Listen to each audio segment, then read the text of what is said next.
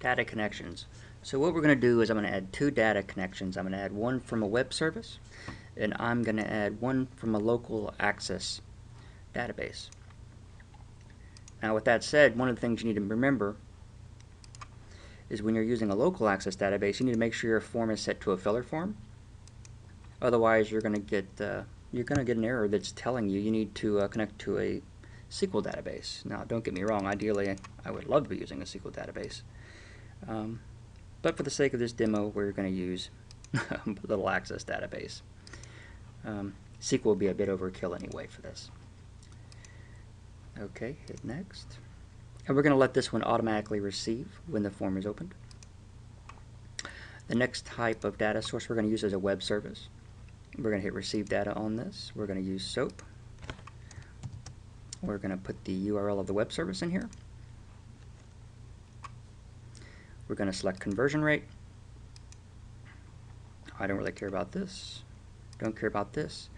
Anytime you use an external connection, which this is an external, you want to make sure that you know when you want to automatically receive data. Because if you don't, this will definitely make your form run a lot slower than intended. And it can frustrate not only the developer, the person using the form can get a bit frustrated too, and it can add overhead on whatever that external data source is. And I'm going to hit finish. And then I'm going to hit close. Now the other thing to remember here is as you add data sources, it's going to add those extra fields. And you will also be able to see query fields in here, which you can set the value of these guys. And when you initialize your query, it'll only bring back that specific information. Okay, so let's build our form.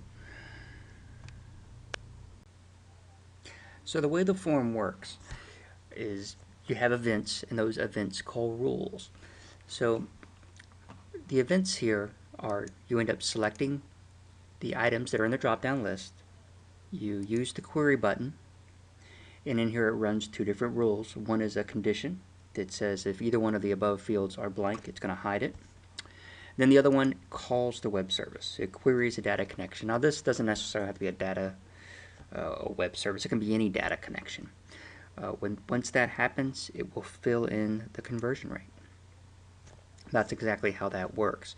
Now these two drop-down boxes right here are pulling from our access database, and this contains the country and the code. And that's pretty much it. Now this can get a lot more complex. We can put a lot more conditioning in here, but I think this is a good starting point. Here's our finished form.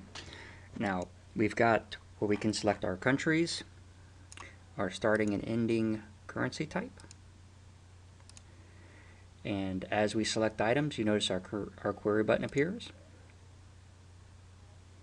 Notice we're connecting to our web service.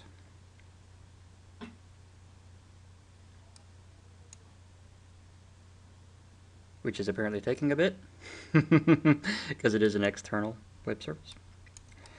And query again. Now if your connection was really quick to the web service, you wouldn't get this dialog. We'll let this finish up, and there you go. There's your finished result.